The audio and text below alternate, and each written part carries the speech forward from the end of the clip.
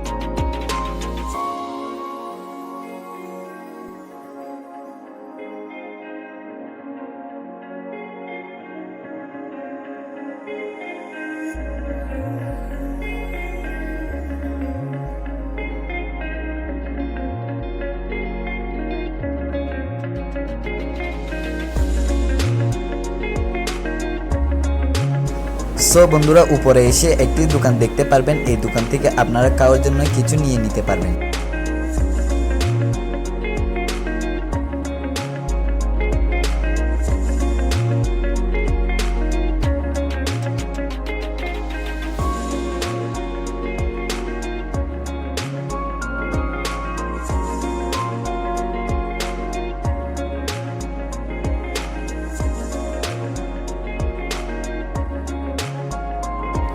So বন্ধুরা, আপনারা দেখতে পাচ্ছেন আমি যে রাস্তা দিয়ে যাচ্ছি ওই রাস্তাটি অনেক ভয়ঙ্কর, যার কারণ হচ্ছে পাশে বাঁশ দিয়ে গেরুয়া দেওয়া হয়েছে।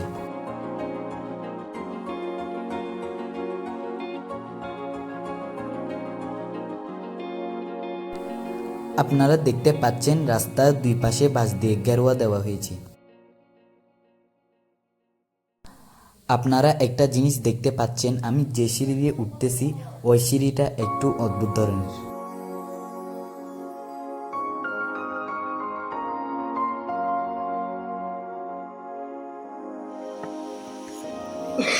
সো গাইস, এরকম একটা সুন্দর জায়গা অনুভব করতে চাইলে চলে আসুন চন্দ্রনাথ পাহাড়ে।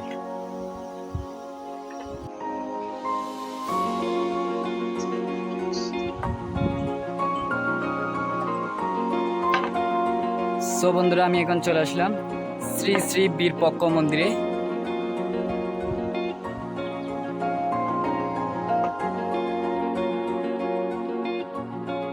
সো গাইস, আমি বর্তমানে আছি শ্রী শ্রী বরপক্ষ দেব শিব মন্দিরের পাশে।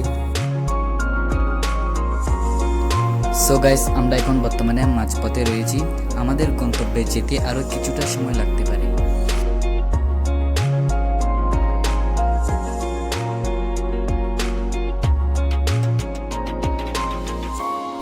সো বন্ধুরা, আমরা এখন সবাই বসে নাস্তা করে নিলাম।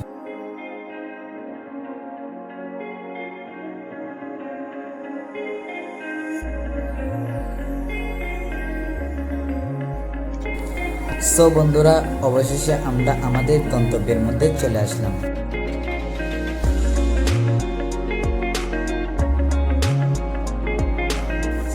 সো গাইস, আপনারা দেখতে পাচ্ছেন পাহাড়ের উপর দিয়ে মেঘ ভেসে যাচ্ছে।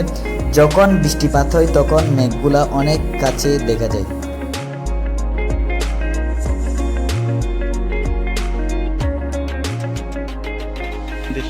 সো গাইস, আমি এখন চলে আসলাম শ্রী শ্রী চন্দ্রনাথ মন্দির। আপনারা দেখতে পাচ্ছেন এখানে মেঘের ছায়া দেখা যাচ্ছে।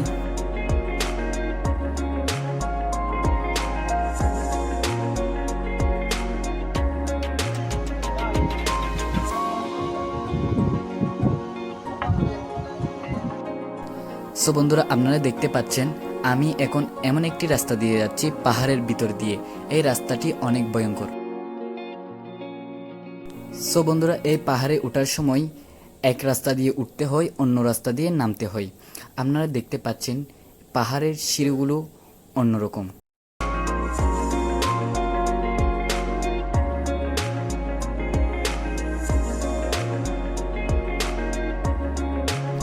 সো বন্ধুরা, আপনারা দেখতে পাচ্ছেন এই সিঁড়িগুলো অনেক ছোট, যার কারণে দেখে শুনে নামতে হবে।